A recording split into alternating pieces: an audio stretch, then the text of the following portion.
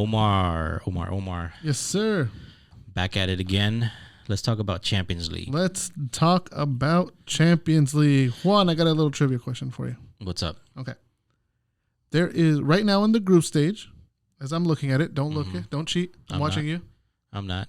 There is only one team in all of the group stage teams in Champions League that have not conceded a single goal. Wow. Only one. Who's that team? Trying to think. Give me a moment. How many seconds are you giving me? Let's do. I'll count down from. I'll put a timer for 20 Could it seconds. be City? 20 seconds. Is it City? I'll give you 3 guesses. All right, City's my first guess. No. That was your first one. Wrong. Atletico. Damn, one more. Obviously, it's not my Milan. I wish it was. Oh my God, it's gonna be some rando team. 3, 2. Is it Porto? 1. No. Who? Club Brugge from Belgium is the only club left in Champions League that has not conceded a single goal. I'm forgetting who their group is. Oh, it's Porto, Atletico Madrid. A very competitive group. Yes. So, okay. But when you look at that group, I think we all would have assumed Atletico the team, Porto, or that Club Brugge would be maybe last place. Right. Oh, yeah, definitely. Yeah. Right. But, yeah, they are the only team that has not conceded a single goal in the group stages. Up until this last match day, they were only one of 3 teams that were still perfect, along with Napoli and Bayern. Now, if you look at their 10 points, 4 points ahead of second place Porto. Who they playing next?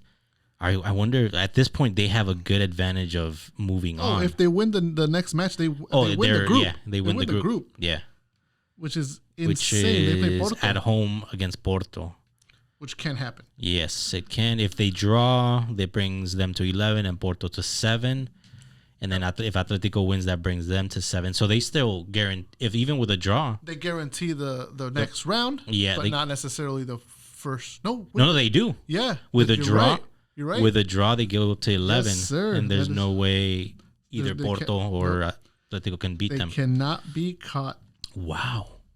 See, that's the position I wish Milan was in. But anyway, we'll talk about Milan later.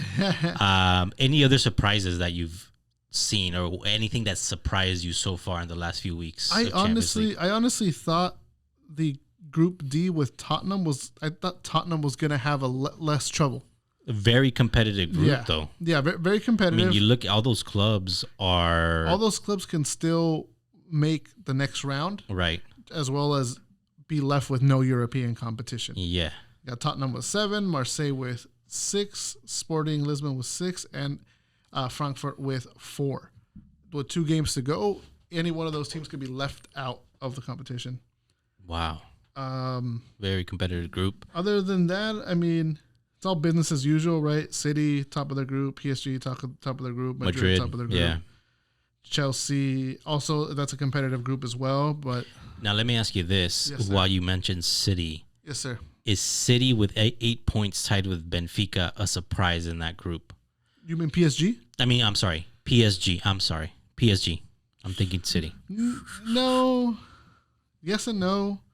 The bigger surprise in that group is that Juventus could potentially be left without European competition. And they're in danger. Their next game, I'm not sure. Let's see what their next match is. I think it's PSG. You are... No, it's not. It's away at Benfica. So a draw kicks them out already. And then they'd have to play PSG in the last group stage game to try to get to Europa League. Yeah, I think they're done. To those Juve fans, we have a good friend that's a Juve fan. I mean, they're just not doing well. Yeah. Even in Serie A, they're not doing well. You know who is doing well in Serie A and everywhere else? Napoli. Yes. In 2 games against Ajax, they scored 10 goals against them. Yep. 10. Wow. 12 points in their group. They're leading Serie A. Big surprise, or a lot of people counted them out because of some of the names they lost, even though they were older players. Chaparrito, I'm blanking on his name right now, but went to MLS. Oh, not Mertens. Not Mertens. The others, Italiano. Insigne, yes. And they lost Koulibaly. Yeah, but they got this Georgian kid that I think he was playing in Rubin Kazan, and then during that whole Russia situation, went to play in some random club temporarily until he moved to Napoli. I won't even try to pronounce his name right now. Oh, yeah. I know exactly who you're talking about. That's the one that worked Liverpool. Sharasvili, something like that. Yeah. Karasvili. I forget how you pronounce it. But anyway, he's having like a tremendous season. He's showing up in Champions League and in Serie A. I mean, he could be a next big star that could eventually move on to one of the bigger leagues, Premier League, La Liga, you name it. But Napoli, what a team. I mean, and Liverpool, obviously a disappointment. Memo, shout out to Memo. Liverpool still, I mean, right now it looks like they're already guaranteed. Them and Napoli and Liverpool are already through. They're going to qualify. But do you see Liverpool making as of this moment? I have picked them to make a run and make semifinals and champions.